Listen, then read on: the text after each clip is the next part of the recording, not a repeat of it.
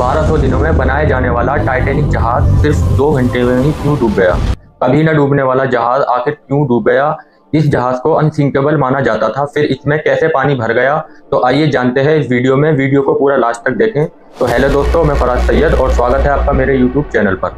10 अप्रैल सन 1912 की वह दिन था जब दुनिया का सबसे बड़ा और सबसे महंगा टाइटैनिक जहाज अपने पहले सफर के लिए बिल्कुल तैयार था। उस जमाने में शिप को बनाने की कॉस्ट पड़ी थी लगभग 7.5 मिलियन डॉलर्स, जो आज के हिसाब से करीब 400 मिलियन डॉलर्स होता है। शिप के अंदर की फैसिलिटी और डेकोरेशन किसी 5 स्टार होटल से कम नहीं थी। स्टेन ग्लास की खिड़कियां, स्टेन वुड पैनलिंग, 2 बड़े ग्रैंड स्टेयर के सेस, एक गर्म swimming pool, Turkish bath, electric bath, एक जिम, एक स्क्वॉश कोर्ट, 4 रेस्टोरेंट, 2 बार्बर की दुकानें यानी सैलून और एक लाइब्रेरी भी इसके अंदर बनाई गई थी। और जिस तरह के सेफ्टी फीचर इस्तेमाल इसमें किया गया था वो इसको सबसे खास बनाते हैं। इस जहाज़ को अनसिंकेबल माना जाता था। यह एक ऐसी शिप है, इतनी सेफ है जो कभी नहीं डूब सकती। इस जहाज़ को बनाने वाली कंपनी का नाम व्हाइट स्टार लाइन था, जिसने इस टाइटैनिक जहाज़ को बनाया था। इस कंपनी के वाइस प्रेसिडेंट इतने कॉन्फिडेंट थे कि उन्होंने पब्लिक के सामने आकर ओपनली कहा था कि यह जहाज़ अनसिंकेबल है। लेकिन अपने पहले सफ़र पर रवाना होने के सिर्फ 2 दिन बाद ही 12 अप्रैल सन 1912 को टाइटैनिक को अपनी पहली आइस वार्निंग मिलने लग जाती है। यानी जिस अटलांटिक ओशन पर तैर करके टाइटैनिक अमेरिका की ओर बढ़ रहा है, वहां पर आइस मौजूद है। बड़े बर्फ के पहाड़ मौजूद हैं आइसबर्ग के, जो इस जहाज़ के लिए खतरनाक हैं। ये वार्निंग कोई इतनी अनयूजुअल चीज़ नहीं है। समुद्र से गुजरने वाले जहाज़ अक्सर अपने आसपास वाले जहाज़ों को रेडियो के थ्रू कम्युनिकेट करके बताते रहते हैं समुद्र के इस एरिया में बहुत ज़्यादा बर्फ मौजूद है, ध्यान से आगे बढ़ना। इन वार्निंग्स को रिसीव करने के बाद टाइटैनिक अपने कोर्स को 2 बार बदलती है डेंजर को अवॉइड करने के लिए, लेकिन अपनी स्पीड को कम नहीं करती, जो कि 40 किलोमीटर पर आवर की स्पीड से चल रहा है। इतनी ही तेजी से ये जहाज आगे बढ़ता रहता है अपने लक्ष्य की ओर। 2 दिन बाद 14 अप्रैल सन 1912 को 7 और आइस वार्निंग दी जाती हैं, लेकिन कैप्टन स्मिथ और उनके क्रू इस वार्निंग को इग्नोर कर देते हैं। टाइटैनिक की रफ्तार कम नहीं करते, धीरे धीरे सूरज ढल जाता है और रात हो जाती है। तापमान नीचे गिरता है। इस 14 अप्रैल की रात के बारे में खास बात यह है कि चांद बाहर नहीं आया था। बिना मून के कोई मून लाइट नहीं थी, तो विजिबिलिटी भी बहुत कम थी। इस रात को जहाज के ऊपर एक क्रोज नेस्ट होता है, एक छोटा सा प्लेटफॉर्म जो काफ़ी हाइट पर होता है, लुकआउट पॉइंट कह सकते हो, और यहाँ पर किसी को बिठाकर रखा जाता है हमेशा, ताकि जहाज के आगे क्या आ रहा है वो नज़र रखते हैं। उसके कहीं कोई ट्रैफिक तो नहीं है, और जो बंदा इस जगह पर बैठा था उसे बड़ी ठंड का सामना करना पड़ता है। बहुत तेज रफ्तार से ठंडी हवाएं चल रही थी, ऊपर से रात का समय था और ठंडी हवाओं की वजह से उसकी आंखों से आंसू भी आने लगते हैं, जिससे आगे देखना और भी मुश्किल हो जाता है। और फ्रेडरिक फ्लीट नाम का एक बंदा इस क्लोज पर नेस्ट में बैठा है। ये अचानक से अपने सामने देखता है बर्फ का एक बड़ा सा पहाड़, एक आइसबर्ग आ गया है। जल्दी से 3 बार घंटी बजाता है ताकि नीचे बैठे हुए लोग सुन सके।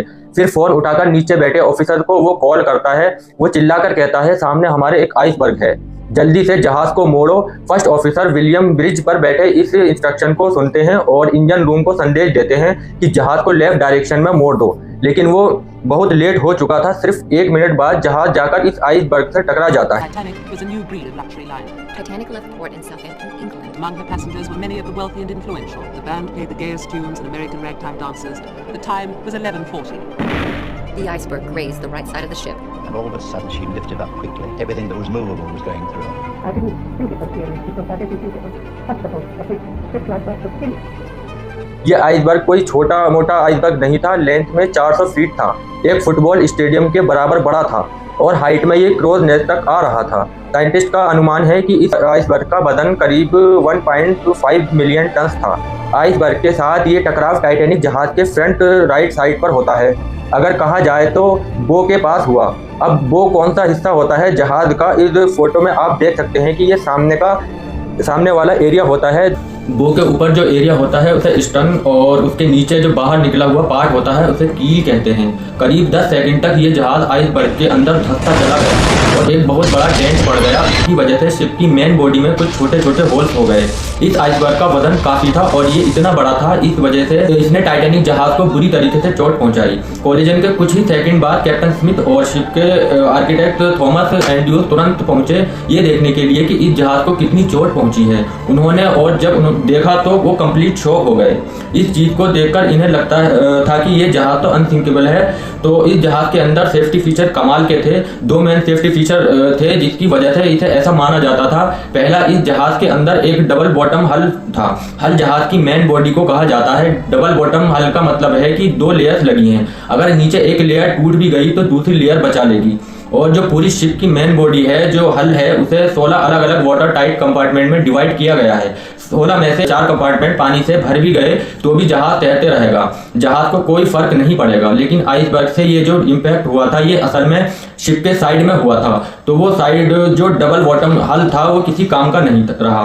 साइड में तो सिंगल लेयर लगी थी। और दूसरा, ये इम्पैक्ट इतना ज्यादा बड़ा था कि 16 में से 6 water tight compartment already breach हो चुके थे। उसमें पानी भर चुका था। लिमिट 4 तक की थी। 6 कंपार्टमेंट का पानी से भरने का मतलब था कि इस जहाज को अब डूबने से कोई नहीं बचा सकता। ये अनसिंकेबल जहाज भी अब डूब जाएगा। टकराव के करीब 20 मिनट बाद रात के करीब 12 बजे कैप्टन स्मिथ अपने एक क्रू को ऑर्डर देते हैं कि डिस्ट्रेस भेजो रेडियो पर, और आसपास जो जहाज होंगे वो शायद हमारे सिग्नल को पकड़ लें और हमें बचाने आ जाए। Senior radio operator Jack Phillips लगातार एक के बाद एक डिस्ट्रेस सिग्नल भेजते रहते हैं और मगर कोई रिस्पॉन्स नहीं मिलता। अफसोस है कि कोई भी उन्हें रिस्पॉन्स नहीं मिलता। लेकिन वो एक के बाद एक सिग्नल भेजते रहते हैं, ये सोचकर कि कोई तो जहाज होगा आसपास जो सुन ले हमारे सिग्नल को। 20 मिनट बाद 1220 MS कारपेथिया, एक जहाज जो टाइटैनिक के पास मौजूद था, वो इस सिग्नल को पकड़ लेता है। रेडियो पर टाइटैनिक के ऑपरेटर से बात करता है और कहता है कि चलो जहाज को मोड़ा जाए टाइटैनिक की ओर, हम उन्हें बचाने जाएंगे। पर प्रॉब्लम ये थी कि ये जहाज 160 किलोमीटर दूर था। अगर ये अपनी टॉप स्पीड पर भी चलकर टाइटैनिक की तरफ जाएगा तो इसे टाइटैनिक तक पहुंचने में 35 घंटे का समय लग जाएगा। और बाकी क्रू मेंबर्स और प्लेयर्स रॉकेट्स हवा में जलाते हैं इस उम्मीद में कि कोई शिप अगर आसपास होगी तो वो हमारी तरफ ध्यान दे देगी। लेकिन अनफॉर्चुनेटली कारपेथिया जहाज के अलावा किसी और जहाज से कोई रिस्पॉन्स नहीं आता। कैप्टन ऑर्डर दे देते हैं कि पैसेंजर को अब इवैक्यूएट किया जाए। शिप में मौजूद लाइफ बोट्स का इस्तेमाल करके प्रोटोकॉल के अनुसार औरतों और बच्चों को पहली प्रायोरिटी मिलेगी लाइफ बोट में बैठने के लिए। जहाज में बैठे पैसेंजर की अगर बात की जाए तो उन्हें ज्यादा डर नहीं लग रहा था। ज्यादातर पैसेंजर ये मानते थे कि टाइटैनिक एक अनसिंकेबल जहाज है, कोई चिंता करने की बात नहीं है। असल में कंपनी ने जो एड्स निकाली थी उसमें तो यही बताया गया था कि जहाज कभी नहीं डूबने वाला। इस रीजन से जब पहली लाइफ बोट नीचे उतारी गई उसमें सिर्फ 55 लोग की कैपेसिटी थी, लेकिन सिर्फ 28 लोग उस लाइफ बोट में बैठ गए। आधी लाइफ बोट खाली नीचे उतरी, लेकिन टाइम के साथ साथ एक के बाद एक कंपार्टमेंट में पानी भरता गया। जहाज अब टिल्ट होने लगा। धीरे धीरे पैसेंजर ने रियलाइज करना शुरू किया कि ये जहाज डूब सकता है। और जब पैसेंजर को ये रियलाइज हुआ तो लोग घबरा गए और पैनिक में इधर उधर भीड़ में भागने लगे। रात के करीब 1 बजे तक जहाज के आगे वाले कंपार्टमेंट में पानी इतना ज्यादा भर चुका था कि जहाज का जो आगे वाला हिस्सा था, जो बो था शिप का, वो पानी के अंदर डूबने लगा। इसकी वजह से जो पीछे वाला हिस्सा था टाइटैनिक का, वो पानी के बाहर आ गया। पीछे से जब जहाज में टिल्ट इतना ज्यादा हुआ तो जहाज में पूरी तरह से हड़बड़ी मच गई। लोग एक दूसरे के साथ लड़ने लगे लाइफ बोट में बैठने के लिए। एक और बहुत बड़ी प्रॉब्लम थी कि लाइफ बोट की सख्त कमी थी। जहाज पर सिर्फ 12 लाइफ बोट मौजूद थी जिस पर सिर्फ 1200 लोग आ सकते थे, लेकिन जहाज में 2200 के करीब लोग थे। रात के करीब 2:30 बजे आखिरी लाइफ बोट टाइटैनिक से पानी में उतारी गई, लेकिन जहाज में अभी भी 1500 लोग मौजूद हैं। इस केस के बीच कुछ लोगों ने कोशिश की कि लाइफ बोट में अपनी जगह छीनने की, लेकिन कुछ लोगों ने अपना भाग्य को मान लिया था और वो जहाज में ही रुके रहे।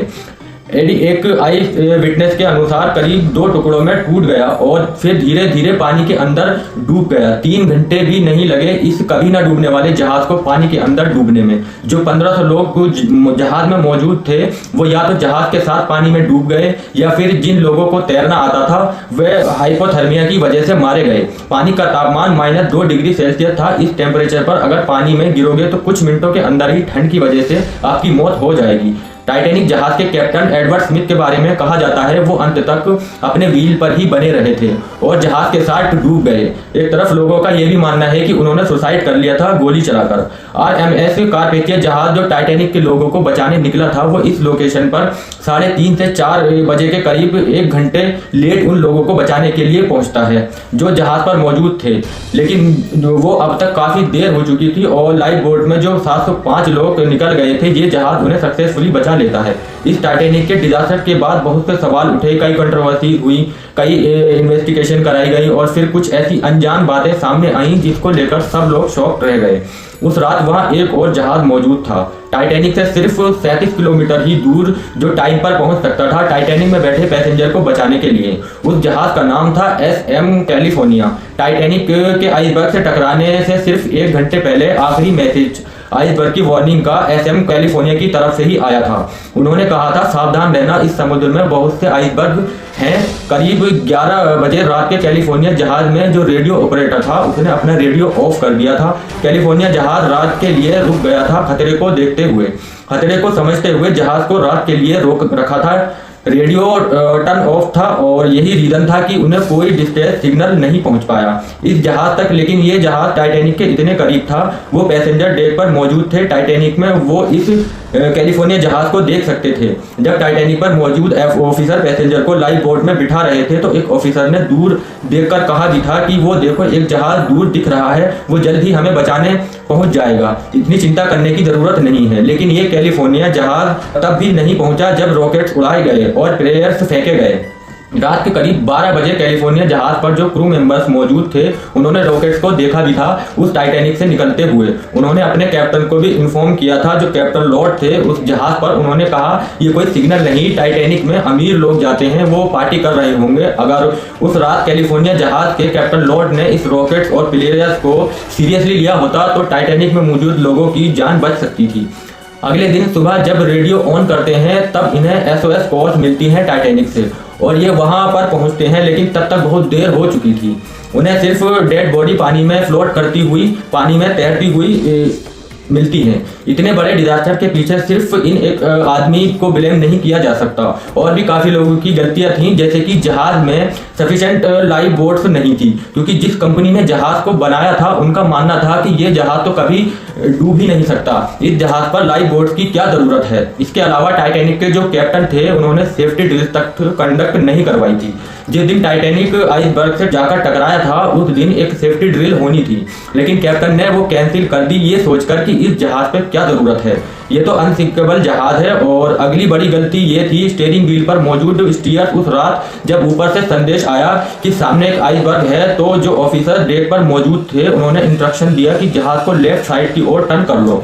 लेकिन पैनिक में आकर रॉबर्ट स्टेन्स ने इस मैसेज को अनसुना कर दिया और उन्होंने जहाज को राइट की तरफ मोड़ दिया, उल्टी डायरेक्शन में। ये जहाज को आइसबर्ग के और करीब ले जा रही थी। जब तक इन्हें अपनी गलती महसूस होती तब तक बहुत देर हो चुकी थी।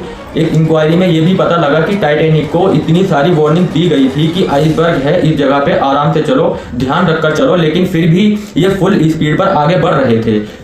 कैप्टन ने यहाँ पे स्पीड को कम नहीं किया। इसके पीछे कई थ्योरी बताई जाती हैं। एक पॉपुलर थ्योरी के मुताबिक जोसेफ ब्रूस, जो कि चेयरमैन ऑफ मैनेजिंग डायरेक्टर थे व्हाइट स्टार लाइन के, जिस कंपनी ने टाइटैनिक को बनाया था, उन्होंने कैप्टन स्मिथ को इन्फ्लुएंस किया था कि शिप की रफ्तार कम नहीं होनी चाहिए। उन पर प्रेशर बनाए रखा कंपनी की तरफ से, कप्तान पर जबरदस्त प्रेशर था। इसको अपनी पहली जर्नी को सिर्फ 6 दिन में ही कंप्लीट करना था, ताकि एक रिकॉर्ड टूट सके, हम ये दिखा सके कि जहाज टाइटैनिक न सिर्फ सबसे महंगा, सबसे बड़ा, बल्कि सबसे तेज जहाज भी है। 14 अप्रैल को दोपहर के करीब 2 बजे जब कैप्टन स्मिथ ने आइसबर्ग को देखा और फिर जाकर जोसेफ को दिखाया कि देखो आइस वार्निंग है, इसलिए हमें स्पीड कम कर लेनी चाहिए, लेकिन जोसेफ ने इस पेपर को लिया और अपने पॉकेट में रख दिया ताकि लोगों को ना पता चले, क्रू मेंबर्स को ना पता चले। वो नहीं चाहते थे कि यहाँ पर जहाज की स्पीड को स्लो किया जाए। इस एक डिजास्टर ने दुनिया भर में इस इंडस्ट्री को हमेशा के लिए बदल कर रख दिया। कई सारी नई रेगुलेशन और स्टैंडर्ड सेट किए गए जिससे कि ऐसे डिजास्टर फ्यूचर में दोबारा ना हो।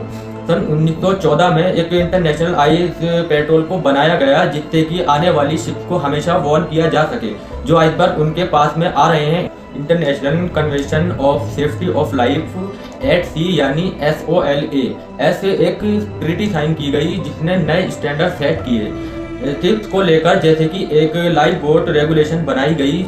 जितने भी जहाज हैं उन पर sufficient of amount life boats होनी चाहिए हर पैसेंजर के लिए। टाइटैनिक की जो रेकेज थी, टाइटैनिक जहाज डूबा, इस जहाज को पानी के अंदर ढूंढने में 70 साल से ज्यादा का समय लग गया था।